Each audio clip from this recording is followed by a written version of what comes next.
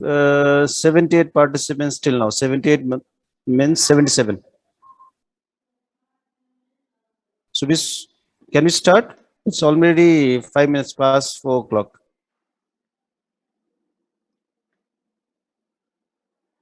Yes. Yes, sir. Okay. Sound clear? Yes, sir. Okay. Okay. Good afternoon, everybody. Good afternoon, sir. Good afternoon, sir. Okay. Good afternoon, sir. Okay. You can unmute yours, all of you. And in case any questions, you can unmute yourself and say. Okay. Ask anything in between. Okay. Okay. Let's start. So today's class, the nutrition. So pediatric nutrition, one of the important chapter in the pediatrics. Very basic thing. And for you people, you are supposed to know nutritional aspects of in the children. So we have divided it into three parts. So I'll be taking 3 classes. The first part, I will be dealing nutritional requirements, some basic aspects and guidelines for infant and young child feeding in today's class. And one thing I would like to remind you that it's a big chapter. I will not be able to complete all the aspects of pediatric nutrition which you are supposed to know in these 3 classes. So I'll be just highlighting the or giving you a basic outline. You need to read the book and fill in the blanks. Please don't say that these were not discussed or these were not taught in the class. Okay. Some of the components may be discussing in your clinical classes during clinical discussion, and some of things you may need to add up on your own. Okay. So today's objectives. So we'll be discussing about nutrition, what are nutrients, what is nutritional status, why infants and young child, what are the differently than adults, requirements for energy, protein, according to their age, what are the foods to meet their nutritional requirement, what are the nutritive values of common food items, and about breast milk and breastfeeding. So to start with nutrition, I think you all are aware of it. It's a function of any living beings by which they utilize the food. So when they take food, that means it is ingested, it gets digested, and certain nutrients they are absorbed, assimilated, and metabolized. So these all processes are taking place when we eat any food item. So this is the process of all these process is called as nutrition, and the nutrition in another word is the study or the science or the specialty in which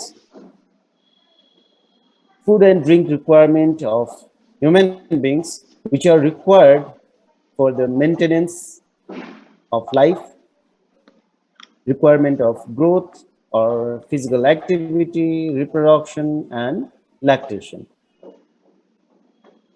Now, nutrients means the food items. They contain certain organic or inorganic complexes or compounds which have special function in our health or body function. So these are called as nutrients like vitamins or minerals or carbohydrates. These are all nutrients. And food item means what we ingest and that should contain nutrients. So this is a food. Food can be according to origin. It can be plant origin or animal origin, or depending on their chemical composition or nutrients. So some have more minerals, some have more vitamins, some have more of predominantly carbohydrates or protein, fat or water or fiber. So these, according to chemical composition, we can divide food into these three types. In another, depending on their predominant function. So some of the food items, they have predominantly, they give energies, more of carbohydrate, or some food items, they are more of building blocks, so more of proteins, or some have predominant function as in the role of in the immunity.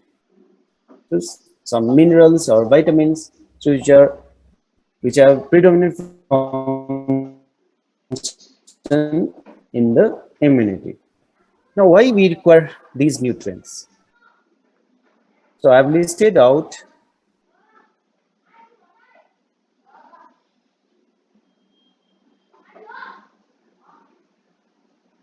okay, so these nutrients are required for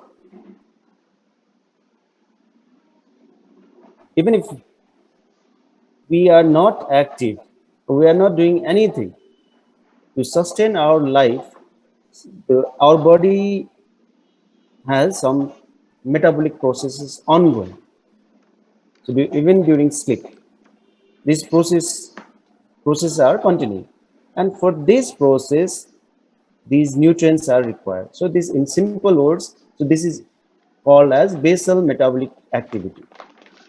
Even in absence of activity, physical activity, or any disease, anything, the basal metabolic rate remains.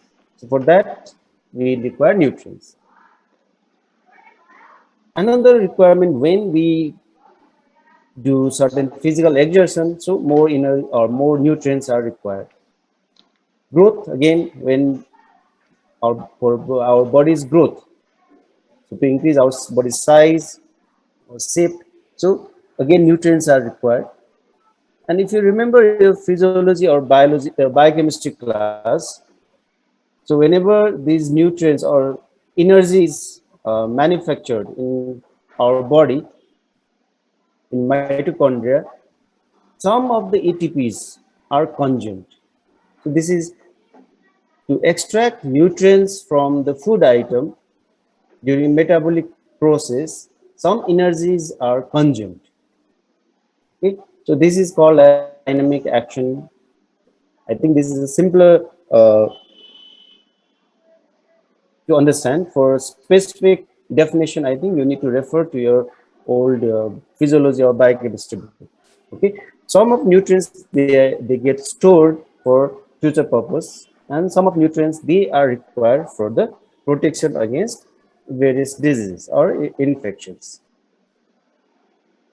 Now, why infant and young child, they require differently than adults?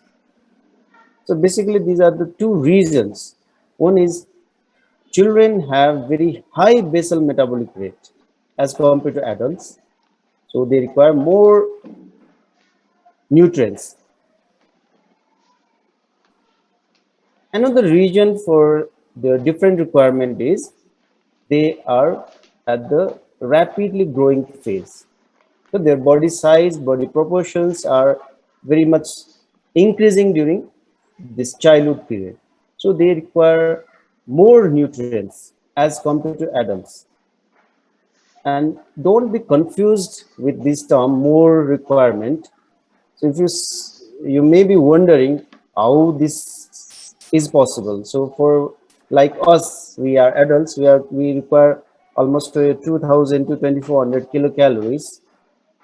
But children, they don't require that much, 2000 or 2400. But we are 60 kg, assuming all are on an average. So 60 kg requiring 2000 calories, whereas a 10 kg child weighing 10 kg, he or she will require 1000 kilocalories per day, which is lesser than adult value. But if you compare with their body weight, for 60 kg 2000, whereas for 10 kg it is 10,000. So if you compare with their body weight, it is more as compared to adults. So is it clear? Now, what are the requirements of energy, protein, according to the age? I'm not going into depth of the other nutrients. I'm focusing on energy and protein mainly. And don't be confused with this slide. This slide I've copied from your textbook. Just I want to highlight that. So first 6 months of age, they require 108 kilocalories, so roughly 100 kilocalories, 2 grams.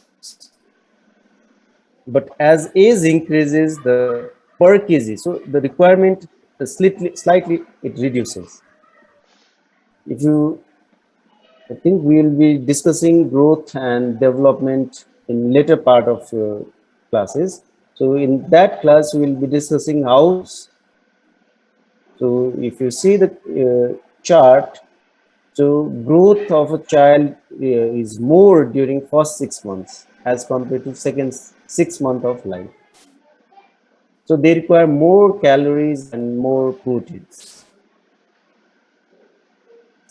And by age of 13 to 15, they require almost adult counterpart.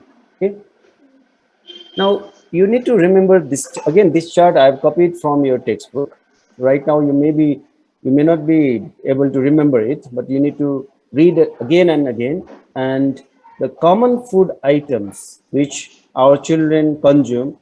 So from that, what is the calorie values or how much calorie does it give or how much protein does it contain? That you should be remembering it, and that should be practiced during clinical postings. You need to calculate how much calories the child is consuming, how much protein the child is consuming, and whether they are the requirement are met according to their age or not. We need to see in that.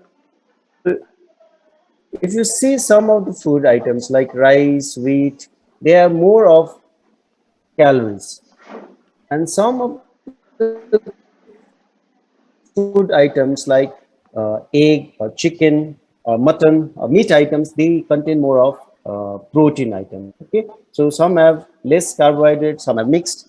Okay, this I think this list is not a complete. You need to add up again to list out common food items and find out their values. You need to remember it, all of you. Now about breast milk, I hope you all understand that breast milk or breastfeeding is essential in the early years. And breast milk is very unique. It's lactose, fat, proteins. So it gives 100 ml of breast milk gives 67 kilocalories, and vitamins in sufficient amount. So slightly vitamin D is reduced in amount, so we supplement in exclusively breastfed child. Iron and calcium, again, they are in sufficient amount. So all these nutrients are sufficient in amount for a baby. In addition to these nutrients, breast milk, it has anti-infective property. Contains secretory immunoglobulins, especially IgA. It contains, especially in the colostrum, first milk or live WBCs. It contains lysozyme or lactoferrin-like substances, which prevents from the, which has anti-infective property. So this is very essential. In addition to that, it also contains certain bioactive factors like bile salt stimulated lipase, or which stimulates gut motility, and it helps in excreting meconium. Again, it contains epidermal growth, which helps in the maturation of infants' intestine. Okay, so it prevents from the allergies by intestinal maturation. So if intestine, the baby's intestine is immature and it contains large pores, so large proteins, they can go inside the baby's blood and may develop allergies or so these are prevented by breast milk. If you compare milk with other animal milks, so protein content is very much less as compared to cow milk or goat milk. But human milk, remember, so is high in animal milk. This is not suitable human. So human milk is for human, cow milk is for cows, babies, goat milk is for goats, baby. So you need to remember that. So though protein in human milk as compared to cow milk, but the quality of protein is more digestible, more absorbable in human milk as compared to cow milk, where more of protein is which cannot be digested by human. Okay? Another few terms which you need to be in breast milk. Okay, so in milk is for first few days after delivery, the milk which is secreted by mother is called as colostrum. It has slightly different property than other milk. And later transitional milk for few weeks, 1 to 2 weeks, and after that mature milk. Okay, these are three types of milk during breast feeding process. And in milk also, when baby is breastfeeding, during first phase of feeding, it provides milk, which is slightly different than which contains more of calories and water as compared to hind milk, which is secreted in the later part of breastfeed, and this contains more fat. So the colostrum which is secreted in the first few days, it contains more protein and it contains more and secretory immunoglobulin. So this prevents new for infection. Okay, so if you feed colostrum